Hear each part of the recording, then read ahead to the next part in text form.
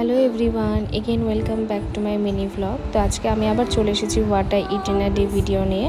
তো প্রথমে আমি ডেটা স্টার্ট করছি ওয়ার্ম ওয়াটার দিয়ে। এটা আমি প্রত্যেকদিন সকালবেলায় খাই। তারপর ভাবলাম একটু চা খাবো, তো ওর জন্য রান্নাঘরে চলে আসলাম, চায়ের জল বসিয়ে দিলাম।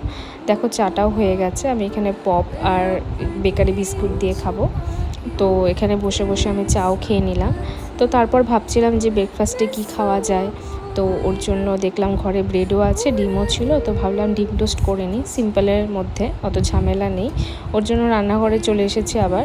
তো এখানে আমি ডিমটাকে ফ্রাইং প্যানে দিয়ে দিলাম। এরপর আমি ব্রেডটা দিয়ে ডিম টোস্ট করে নেব।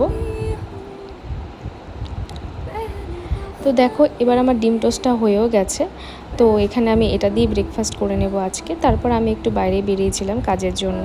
তো এত গরম পড়েছিল, তো ডাবের দেখতে পেলাম ডাব বসেছে। তো ভাবলাম একটু ডাবের জল খেয়ে নিই। তো এবার দাদাকে বললাম একটা ডাব দিয়ে দিতে। তো দেখো আমি এখানে ডাবটা খেয়ে নিলাম। আর ডাবের ভেতরে যে শ্বাসটা থাকে ওটা বললাম যে আমাকে প্যাক করে দিতে, বাড়িতে এসে খাবো। তো দাদাটা আমাকে কথা অনুযায়ী প্যাক করে দিল। তারপর আমি বাড়িতেও চলে আসলাম। দেখো এরপর ওই ডাবের যে শ্বাসটা এনেছিলাম ওটা খাবো। তো আমি এখানে তারপরে বসে খাচ্ছিলাম। আর তখন হঠাৎ করে ওয়েদারটাও একটু খারাপ করেছিল। তো বসে খেয়ে নিয়ে আমি একটু মোবাইল ঘাঁটছিলাম। তারপর আমি লাঞ্চ করতে আসলাম। সেদিনকে আমি বেশি কিছু খাইনি, মাছ ছিল, তো মাছ আর ভাত দিয়েই খেয়েছি।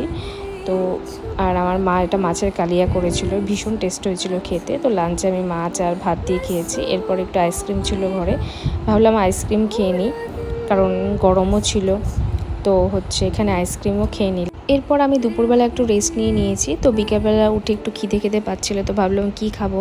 তো টক দই আর সিড ছিল, তো ভাবলাম এটাই খাই। তো ভাল লাগছিল না খেতে, ওর জন্য একটু ম্যাঙ্গো অ্যাড করে নিলাম।